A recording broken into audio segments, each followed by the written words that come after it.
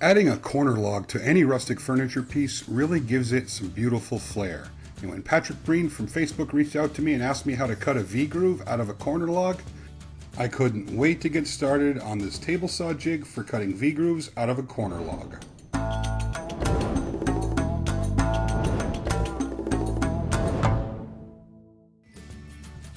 With only 6 parts to this whole jig, it's a pretty straightforward build.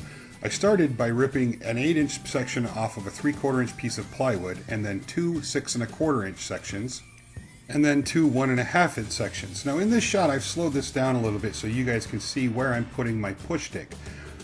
Whenever you're using a push stick, you want it to be towards the blade, and what that does is create pressure up against the fence. Just a quick little tip. So after I finish cutting all the pieces, I set my chop saw up to 8 inches. And I want to talk about this here for a second. I get a lot of questions about that yellow tape stuff I just pulled off. That's called zero clearance insert tape, and it's really nice for keeping the gunk out of the little track there. Especially like little pieces fall off when you're making small cuts like that, and they can go flying. And what it's intended for is to keep the tear out down on the back of a piece. And you cut it without it, you can kind of see that it tears out quite a bit depending on the blade that you're using. Now, if you just add some tape to it, which is really easy to install, you peel off the back, stick it in place, and then make the cut, you're going to get a lot smoother cuts, even with a little bit rougher blades. So after I got my 2 8-inch blocks cut out, I just cut a 45-degree angle piece off the back. I didn't really measure it, just took a chunk of it out of there, and you'll see why here in a minute. So now I need to cut the 6-inch and the 1.5 inch piece to the same length as the log that I want to cut the V-groove out of. With that done, I went over to the table saw, and I'm just using 2P10CA gel and activator to glue on those 1.5 inch pieces to the sides of the 6-inch pieces like an L. And then I'm going to take each one of those and glue them to the end pieces. Now when you're putting this thing together, you want to take care that everything is flush, and that'll ensure a nice straight cut on the log when it's done.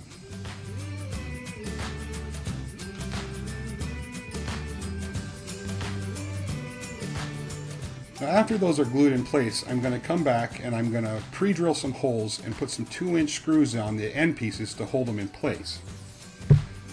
And I'm using a flush mount countersink so it won't go very deep. I really like that system. I use it a lot. And now you can put screws along the long section there. If you're doing a longer one, like say 4 or 5 foot corner block, you might want to reinforce that.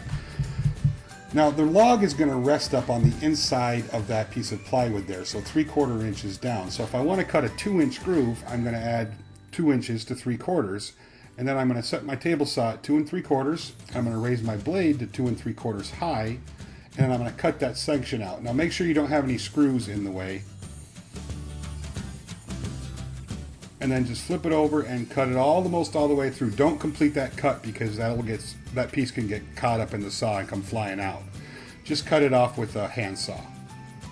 Now with that done, I want to remove a little bit of the material on these base plates, because no log is perfectly straight, and if the log has a little bit of a belly in it, those little base plates will interfere with that. So I'm just going to cut a little belly out of each of those so there'll be room in there for the log to stick into it if it needs to. And it'll make sense here in a minute. So I'm just going to clean it up to make sure I'm not getting any splinters while I'm using this. And now I'm going to set my table saw to the depth from the outside of it to the inside cut, and I'm going to drill some holes for the screws to mount the logs. Now I'm drilling my holes at a little bit of an angle away from where the blade is going to cut, because I really don't want those screws to get in the way or hit the blade when I'm cutting my log. So now I'm pushing it in, and I'm making sure the top and the bottom are tight up against that piece of plywood. And that will ensure that the corner piece is at least 2 inches at top and bottom, which is nice to know, especially when you're planning out the width of your corner style. Now when you're running this through the saw, you want that 6-inch piece to be down and up against the fence, and that'll ensure that that cut is nice and straight and true.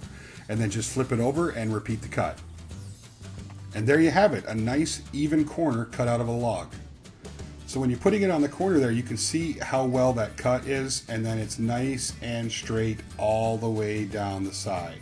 If you'd like to see a bunch of wild rustic furniture builds, you can check out the gallery on my website or by hitting that video link. And if you'd like to subscribe, you can do so by hitting the YouTube icon. Don't forget to check out the links in the description box, and we'll talk to you soon.